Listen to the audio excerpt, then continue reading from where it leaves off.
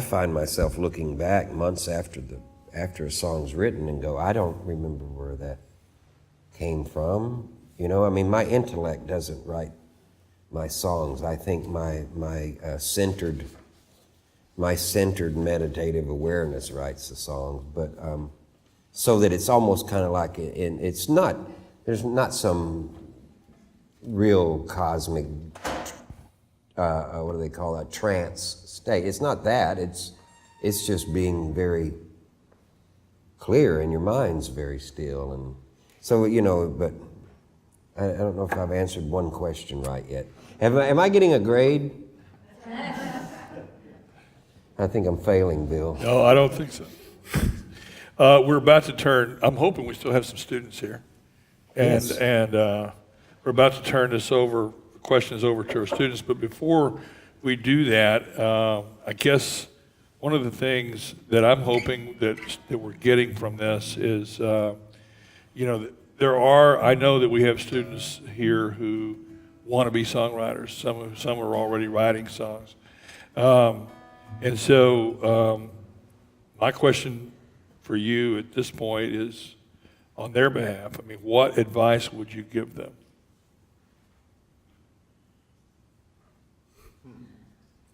It's a big question. Let me think. Well, I think it's sit with yourself and be as honest with yourself as you can about what you're feeling in the moment and what you're trying to say.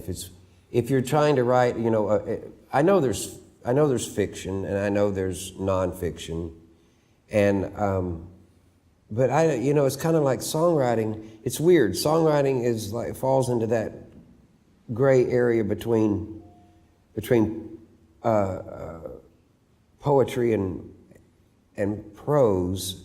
I can't imagine there's a whole lot of fictionalized poetry in the world. Maybe I'm wrong, but I kind of imagine most poets when they write, it's coming from, they're not trying to just make up something they think somebody wants to hear or something that might, you know, sell. So the idea of writing a song that's a fiction, it might be impossible to do because there's no way you can write something that's not part of who you are, because we all, what is it?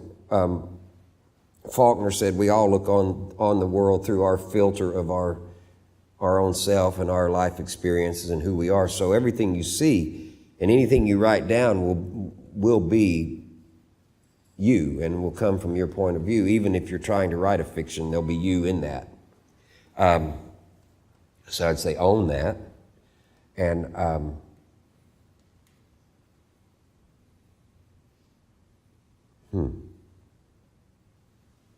I don't know. I think it's kind of what are you? Okay, I had this conversation with John Fulbright one time, and this is the other thing. Are you writing for an imaginary audience? Are you writing for an imaginary critic? And I go, honestly, I'm probably, this process I go through of the editing on the fly and making it smooth and polished, and I'm just doing it so that it's pleasing to me and so that it feels finished. It's kind of like you have your own sense of quality. If you're a furniture maker, you don't go ask your neighbor if this piece of furniture is finished. You are a furniture maker, and these are my standards. And my standards are my standards, and one of those standards isn't so much, it's not very priority for me if somebody else likes it. I love that if I write a song and somebody, it resonates with someone else, that's wonderful. And John says, he goes, and he's very honest with himself too when he writes, but it's like, he goes, I'm sitting at the piano and there's a room of 150 people over there sitting in the dark, and I have to be honest with my words, but at the same time, I have to push it to where they're entertained, to where they want to stay and listen. And the difference is that I'm just too lazy to do that. It's true, and I don't want to work that hard. And I think if I did, I think I know enough about me that if I tried to work that hard at it, I would crush the the being able to stay with the inspiration in the moment and capture the now moment as clearly in my mind as I'm capturing it.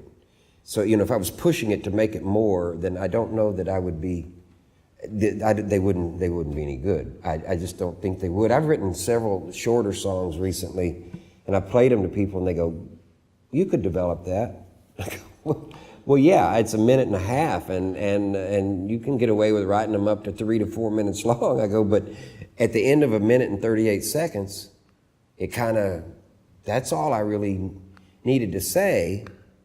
And then 2 or 3, 4 days, weeks later, somebody says, "Well, you could develop that song." I go, "Well, yeah, I could, but it would be forced."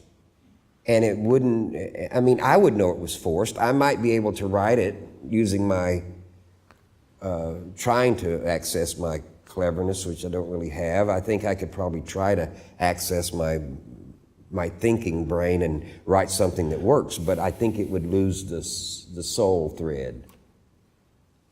So, if you find yourself writing a minute and a half song and you think it's done, be okay with it being done.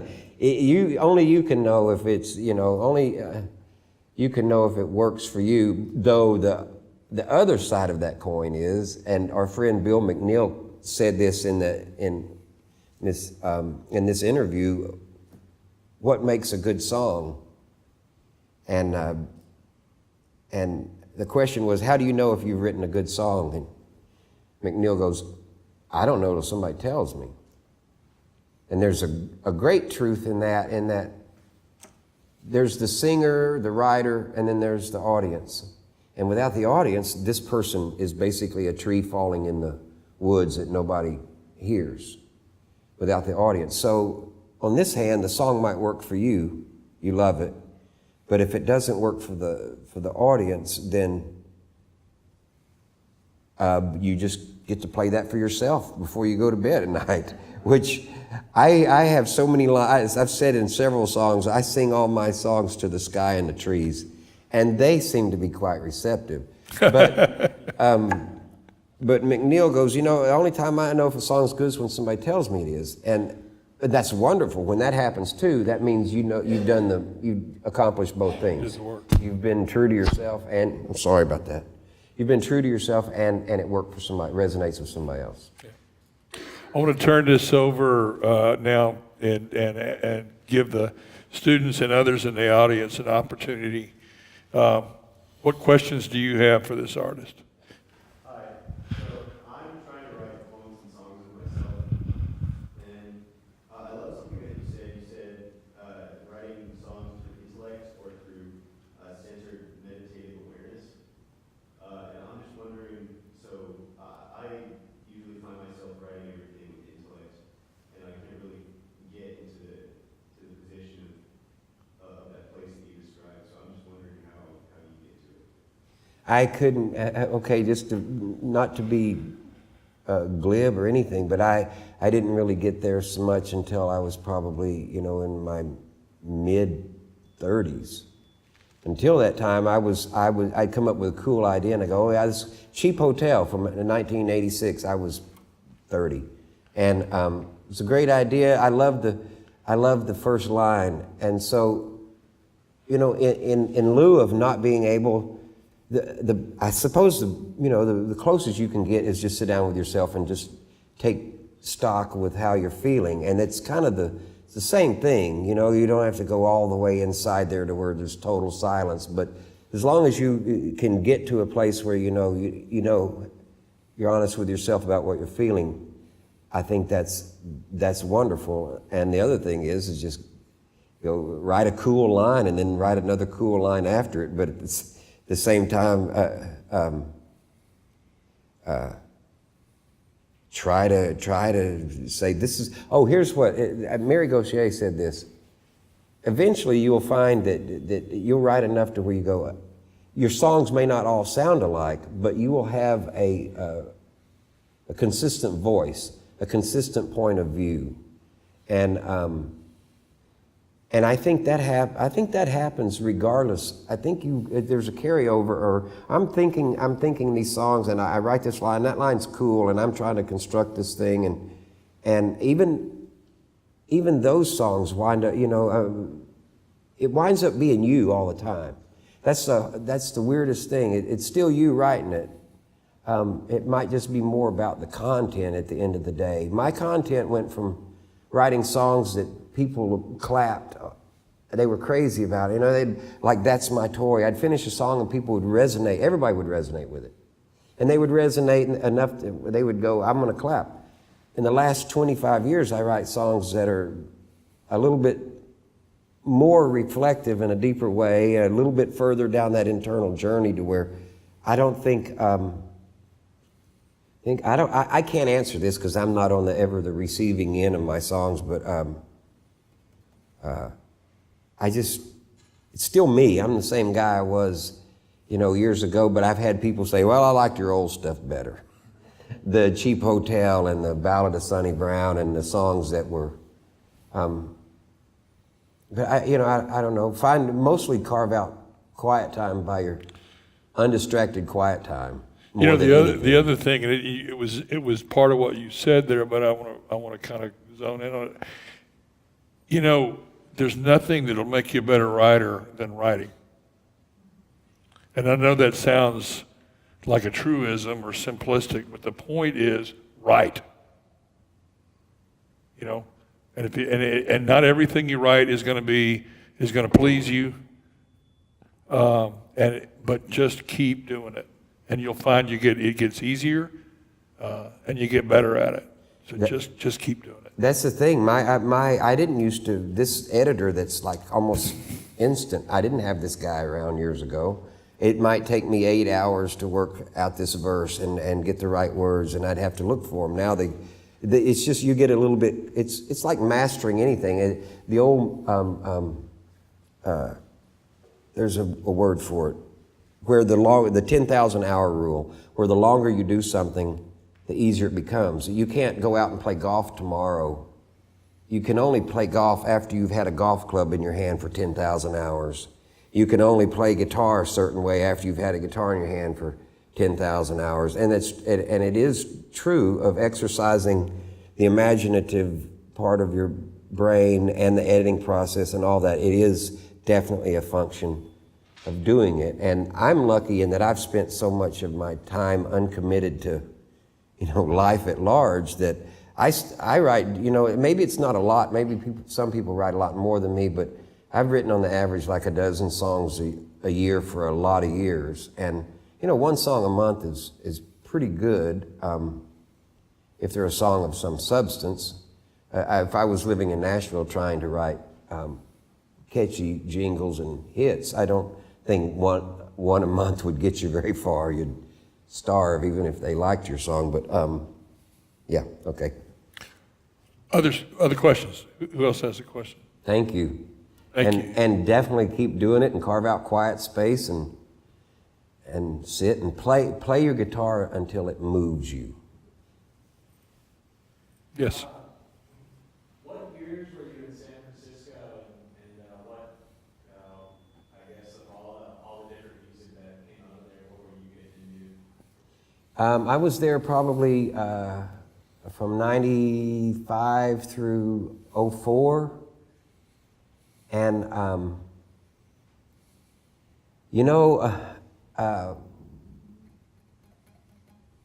we had a house concert series at Jamie Bird's house, so it was still pretty much all singer-songwriter stuff. And people that would come through town that were friends or that we knew, that's who we'd mostly go see. And so we'd have a concert series where people would come through, like Ellis Paul and Dar Williams and I don't know, Louise Taylor, a list of people that, they're singer-songwriters that aren't making a big name.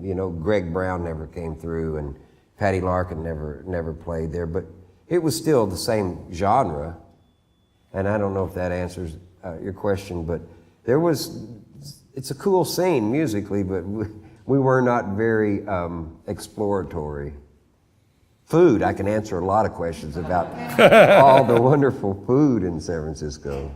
Yeah, I learned all kinds of things about cuisine, which it's information. You could write a song someday about how to make polenta. Food blues. Julie, you look like you had a question. No? Okay. Well, I am curious about the fact that you earned a degree in engineering. What caused you to leave that behind? I was working in Houston. I was 28. I was making much money than I should have. And I was stuck in traffic every day till 8 or 9 o'clock getting home. And I would get home every day with a stress headache. And one day in traffic, I stopped. I was on 610. And I've been playing piano. I grew up, I didn't take lessons, guitar, piano. But my mom, growing up, dirt poor, Indian poor in Oklahoma, she always wanted a piano as a little girl. Well, for one Christmas, they got together and bought a piano, and they put it in the living room, closed the sliding doors, and for 2 or 3 months, nobody even went in there. Christmas morning, they opened the doors, there's a piano. Well, nothing was ever said about piano lessons. We just had a piano now. And at the time, my little hands were not strong enough to make guitar chords. So, but I had one guitar lesson where I knew you draw the chords like this on the squares, and that's a G, but I couldn't, it hurt, and I didn't persist, and the piano shows up, and I go, there's a G chord on the guitar, there's a G chord on the piano. And so I figured out the chords on the piano, and so I started teaching myself to play just chords, just like boom, boom, boom, same thing, and now what was the question, and why did I get off on that? Yes. So I'd always played music. And in fact, when I was in, this is the story. When I was in junior high, I wanted to be Tony Bennett or an orchestra director. That's what I wanted to do. And I didn't think about writing songs, because you write songs, you just kind of grow, you just become that, I suppose. But I wanted to be a big band singer or an orchestra director.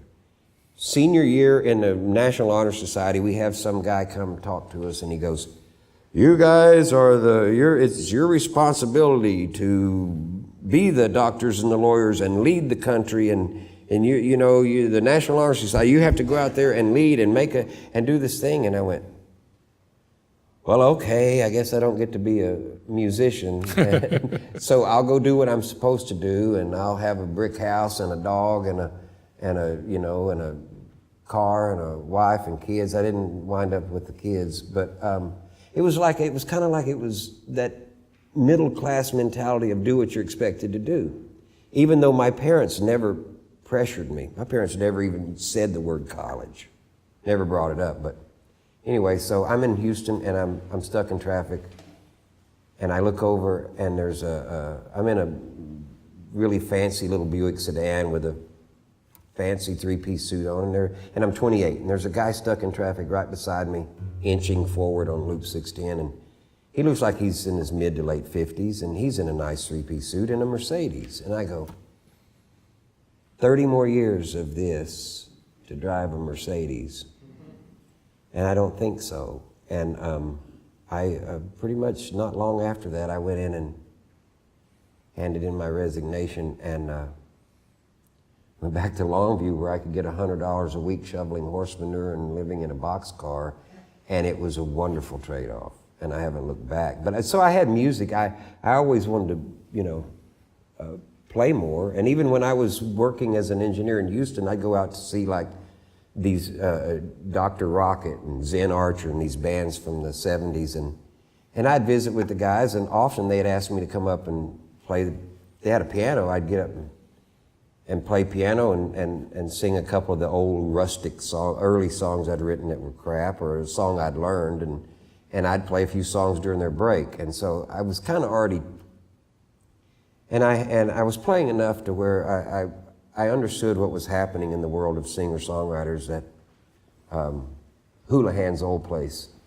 I went in there, and when Nancy Griffith had just written "There's a Light in the Woods, Mary Margaret," she's like this little thing, and I just wrote this song, and after she sang it, they passed the beer pitcher, and that's how she got paid, and so I knew all this was going on. I knew it was happening. I go, well, I want to play music.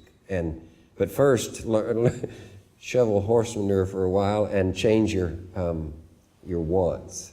Reduce your wants to not much. That's the other thing. If you want to write songs, start off by reducing your wants. Accept the fact that I don't want to be discouraging in any way, but I learned to do a lot of things, sheetrock and paint and construct and do rock work and a lot of labor so that I wouldn't put the pressure of, that's the other thing, I just haven't put the pressure of writing songs and making money off of writing songs to live on. But then these beautiful people say, come down and play here, and I go, okay.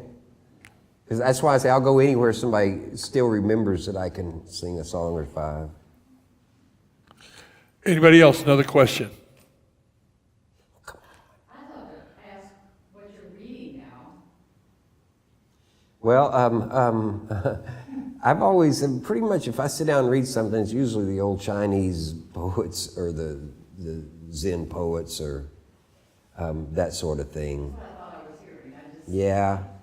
And, I mean, if I have a book, if I'm carrying a book, I looked in my car and I have one book in my car and it's the sonnets to Orpheus, Rilke's. Yeah. But I don't know. I haven't had not much time for reading lately because I'm kind of living in a place that's on a river, and I'm spending a lot more time out trying to be outside. And I got a motorcycle this summer, and every minute that there was sun and it was a decent day, I go, I'm going to go ride my motorcycle. And when normally I'd be sitting in a chair reading or playing my guitar. But the other thing, I don't read so much as I used to because if I've got moments, I'd rather just be sitting with this in my lap. This is the other thing I want to say about this for me. This is my shield against the world. Writing songs is a wonderful mental health therapy, but this is also, when you hold this and you play it, and that vibration is against your chest, against your body, it's probably the best thing in the world for an anxiety attack. I've used it a few times, but I was in Chicago at a friend's house one time. They had that show Cops on, and it was turned up. And I was just sitting there like that, and I went over and I got my guitar out, and I just sat there. And so, I don't know. And I think maybe I'm not writing these days, because I think I'm in that place where, it's PTSD because of the place we're at, in our world. So I think the reason I'm not writing much is I'm just trying to cope. And I'm just playing my guitar a lot. I've never come up with so many melodies that I'd like to play long enough to inspire something, but I don't have the energy to do that right now because I'm just trying to cope. Which, I got a couple of coping songs. Can I play one? Can I play two more songs? We'll do 2 more songs. Okay. All right. Go ahead. Well, I'm going to set up the first one just by saying I had to,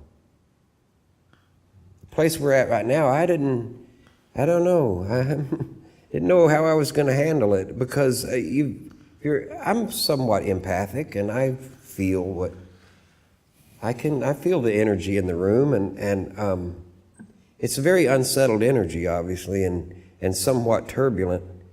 And I go, how am I going to cope with this? And so where would I play this song, Bill, right there? So I went through this process of writing 3 songs, and it took a week to write these 3 songs to figure out what I was going to do with myself in present-day America. How am I going to survive this? And so I wrote one that was the really pointed, hard look at it, calling it what it was. But I didn't want to play that song because I didn't want to keep looking at that. I just didn't want to look at it anymore. I see it and I know what it is, but I don't want to look at it every day. So I wrote that song, I put it aside, then I wrote this one. And then after this, we'll talk a minute and I'll play the third one, which is where I wound up and where I wanted to wind up.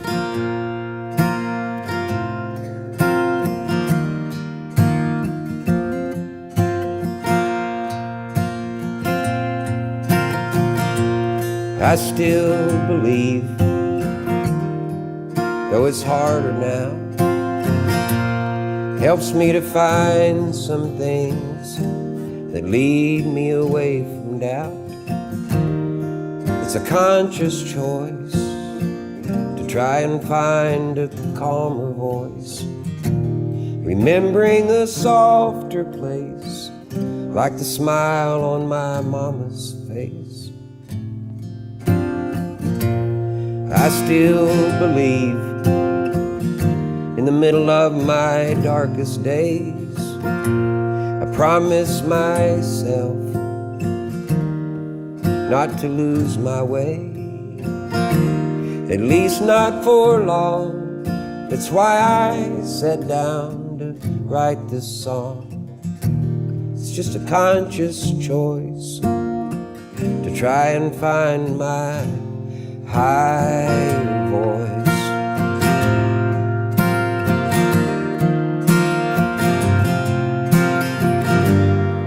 I won't look away from all the trouble in the world today, but what makes my heart sink mostly is just the weight of the darker things that I think. So it's a conscious choice to try and find my loving voice and stay in the softest place, for there lies some saving grace. Even if it's harder now, I still believe. Even if it's harder